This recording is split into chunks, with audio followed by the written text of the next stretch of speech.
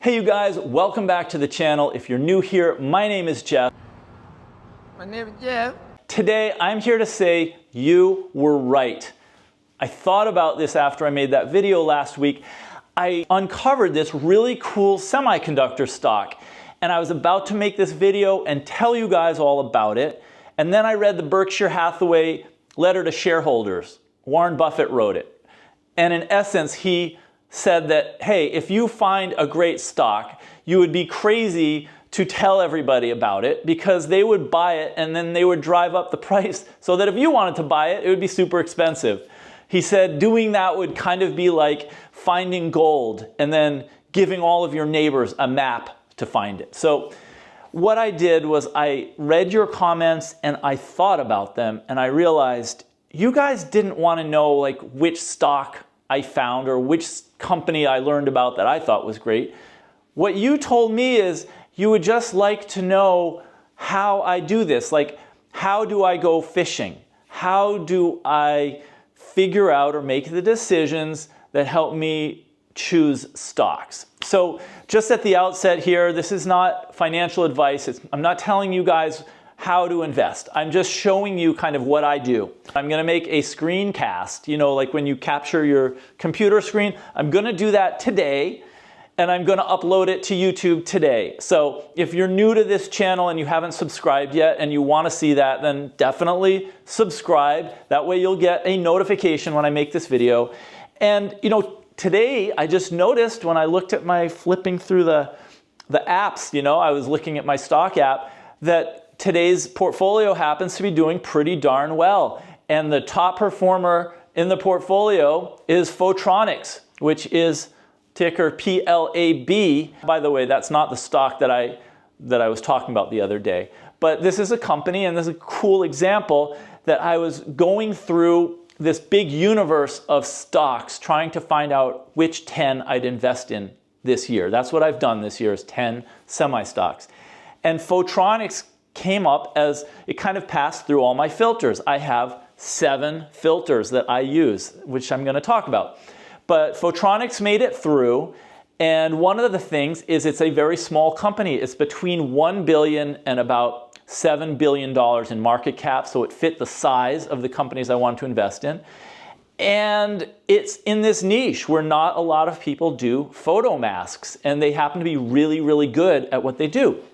So, oh, and one other thing I want to tell you is, so I am a professional photographer. That's my work from day to day. And I use, you know, cool digital cameras. And I've always noticed that when I go to buy one, like this Sony right here, this is a Sony A7 IV, and they always advertise as the specifications that it has a CMOS sensor. And this CMOS sensor is actually located inside. If I take this lens off right here, you'll see there's a shutter right here. It's closed right now because I have it set to be closed, but right on the other side is that CMOS sensor. It's a light sensor, so that when I go and take a picture and I push this button, my shutter button, it opens up the shutter, the light comes through this lens, and it hits that sensor inside there, and it gives me the digital photo. And so this works, you know, on your cell phone camera or any cameras that you use. And so what happens is that sensor has to be perfect. It has to work perfectly. So these companies out there, they do inspection and metrology. Metrology is just a fancy name for measurement. But in the process of making a semiconductor chip, which is what that light sensor chip in this camera is, they have to do a series of very careful inspections to make sure that it's working properly, so that when Sony buys these chips from the chip maker, they don't have problems with their cameras. So the manufacturer, the buyer of the chip, wants to make sure that it's perfect. So anyways, the companies I've been looking at, 3 of the companies in my portfolio specialize in inspection and metrology. And one of the companies, this is the one that I actually listened to the quarterly earnings and I learned a lot about this company. It happens to be a specialist in the inspections and metrology sector of this whole semiconductor world. So anyways, I just thought I would let you guys no, it's kind of fun when you get a personal kind of connection to semiconductors or kind of what I'm researching as a stock investment. I'm able to say like, oh, yeah, CMOS sensors. I actually use one of those in my cameras. And I wouldn't be surprised if our iPhones or whatever camera you happen to use also uses a CMOS sensor. Maybe all of these light sensors are that kind. So something else, let's see. Here, I have a little list of stuff I wanted to talk about. So at the outset of making this portfolio of 10 semi-stocks, I just wanted to see if I could do better than the average investor. I just wanted to do better than the market, you know, and of course everyone wants to beat the market, right? But my goal was if I could get 6 of these 10 to do better than the market, that would be great, or 7, like 7 would be amazing. And it's okay if 3 or 4 aren't great picks, if they, you know, are in the red, if they stock goes down. I mean, it happens.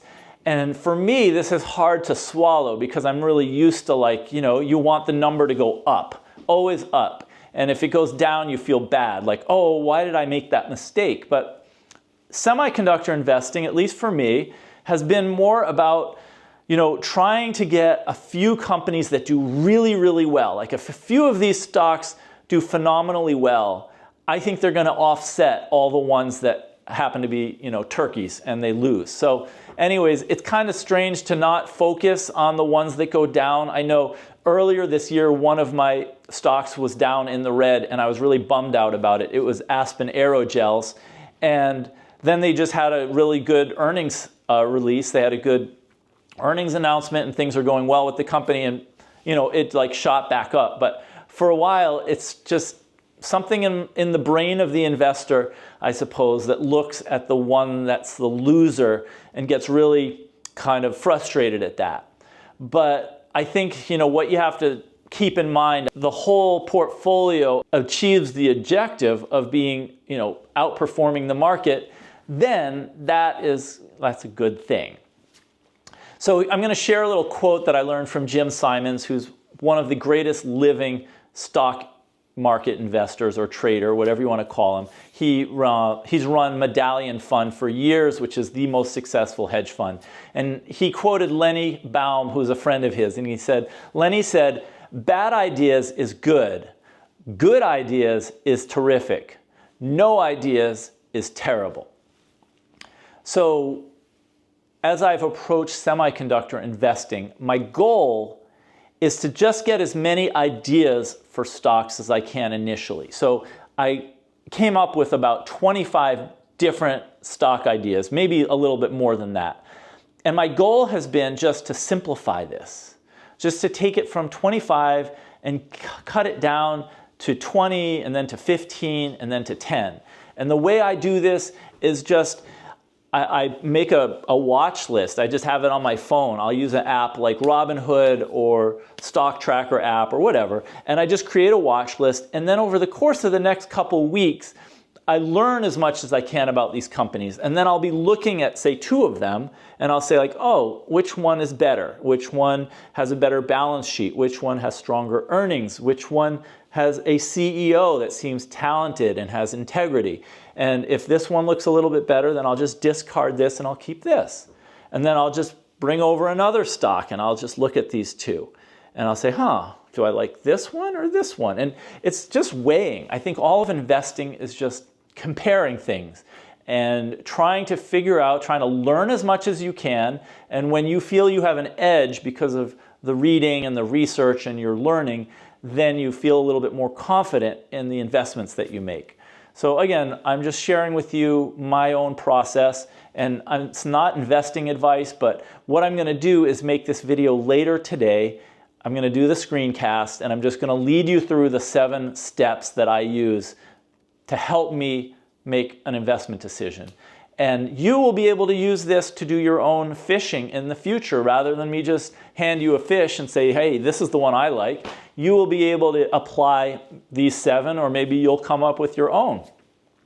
And I think this is kind of a useful thing. It's the whole purpose of teaching, which is to share what you've learned, and then the next person can use it if they want, or they can ignore it and do their own thing.